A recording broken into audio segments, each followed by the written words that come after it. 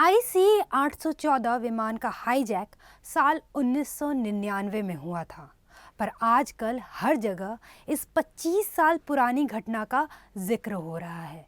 चाहे न्यूज़ हो या आम आदमी, आजकल हर कोई इस घटना की चर्चा कर रहा है, क्योंकि नेटफ्लिक्स ने इस पर एक सीरीज बनाई है और वो सीरीज आजकल चर्चा में है। 8 दिन तक चले इस भयावह हाईजैक ने उस वक्त पूरी दुनिया की नज़र इस घटना पर टिका दी थी। 188 पैसेंजर्स की जिंदगी की डोर उस वक्त उन हाईजैकर्स के हाथों नहीं थी, बल्कि उनकी जिंदगी की डोर जिसके हाथ थी वो था उस विमान का पायलट। एक ऐसी स्थिति में संयम से बिना डरे काम करना बहुत बड़ी बात होती है। उसके ऊपर भी अपनी सूझबूझ से लोगों की जिंदगी उस वक्त बचाना सबसे ज्यादा हिम्मत का काम है। आज हम इसी शख्स के बारे में बात करेंगे, यानी आज हमारे इस खास शो कौन है में हम बात करेंगे IC 814 के पायलट देवी शरण के बारे में। क्या आपको पता है, जब पायलट देवी शरण विमान में बैठे थे तब उनके बहुत से प्लान थे। वो अपने परिवार के साथ क्रिसमस की छुट्टियां एंजॉय करना चाहते थे, मगर किस्मत को कुछ और ही मंजूर था। जैसे ही उन्होंने फ्लाइट टेक ऑफ की, उसके आधे घंटे बाद ही 5 आतंकवादियों ने फ्लाइट को हाईजैक कर लिया।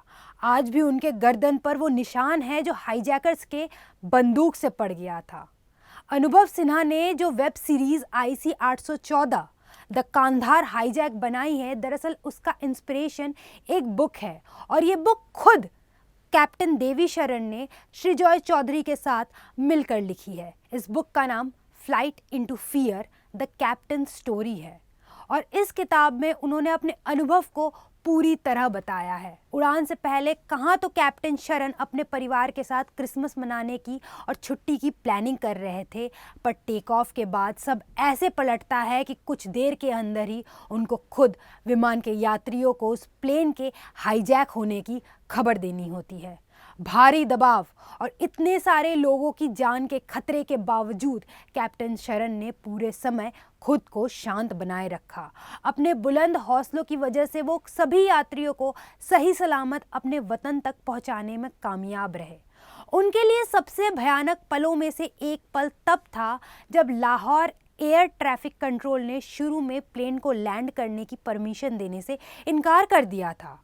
अपने कमाल की प्रेजेंस ऑफ माइंड का इस्तेमाल करते हुए कैप्टन शरण ने प्लेन को सही सलामत उतारने की इजाज़त लेने के लिए ATS पर दबाव बनाते हुए नाटक किया कि इस प्लेन की क्रैश लैंडिंग कभी भी हो सकती है। उनके इस फैसले ने बड़ी दुर्घटना को टाल दिया था। कैप्टन देवी शरण को इतने दबाव में उनकी बहादुरी और धैर्य के लिए भारत लौटने पर एक हीरो के रूप में सम्मानित किया गया। भारत सरकार, जनता और उनके परिवार वालों ने बड़ी जिम्मेदारी उठाते हुए उन 176 लोगों की जान बचाकर भारत लाने के लिए उनका स्वागत भी किया। सीरीज के बनते वक्त कैप्टन शरण का किरदार निभा रहे एक्टर विजय वर्मा ने खुद कैप्टन शरण से मुलाकात की।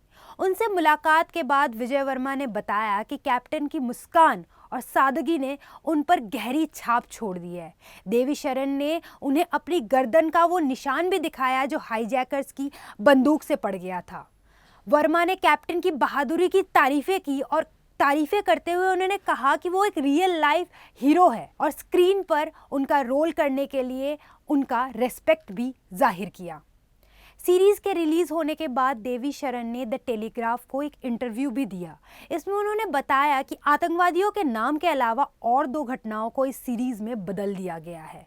उन्होंने कहा कि सीरीज में दिखाया गया है कि विदेश मंत्री हमें सलामी देते हैं, लेकिन असल में उन्होंने हमें सलामी नहीं दी थी। उन्होंने बस इशारों से हमारे प्रयासों की सराहना की थी। इसके अलावा मैंने खुद पाइपलाइन की लाइन को ठीक नहीं किया था। तालिबानियों ने एक कर्मचारी को भेजा था, मैं उस कर्मचारी को अपने साथ विमान के होल्ड में लेकर गया था, क्योंकि उसे नहीं पता था कि लाइनें कहाँ है। लेकिन इस सीरीज में दिखाया गया है कि मैंने खुद वो पाइपलाइन ठीक की थी। यही नहीं, कैप्टन शरण ने यह भी बताया कि हाईजैक फ्लाइट में बैठे 4 से 5 यात्री 5 साल पहले तक भी उनके संपर्क में थे, पर सीरीज के आने के बाद कुछ पैसेंजर्स ने उन्हें पहचान लिया और जान पहचान के लोगों ने भी उन्हें कॉल करके बधाई दी। तो आज कौन है मैं, ये थी कहानी एक ऐसे कप्तान की जिसने अपना संयम बनाए रखा और अपने हाथों में मौजूद असंख्य जिंदगियों के बारे में पूरी तरह से सचेत रहे। कहा जाता है कि 8 दिनों तक चले इस भयावह अपहरण के दौरान अपहरणकर्ता ने देवी शरण को पश्चिम दिशा की ओर बढ़ने का निर्देश दिया था, जिससे विमान पाकिस्तान हवाई क्षेत्र में भी चला गया, पर अंततः यात्रियों को बचा के वो अपने देश वापस ले ही आए। देश और दुनिया की बाकी तमाम खबरों के लिए देखते रहे द न्यूज़ 15। नमस्कार।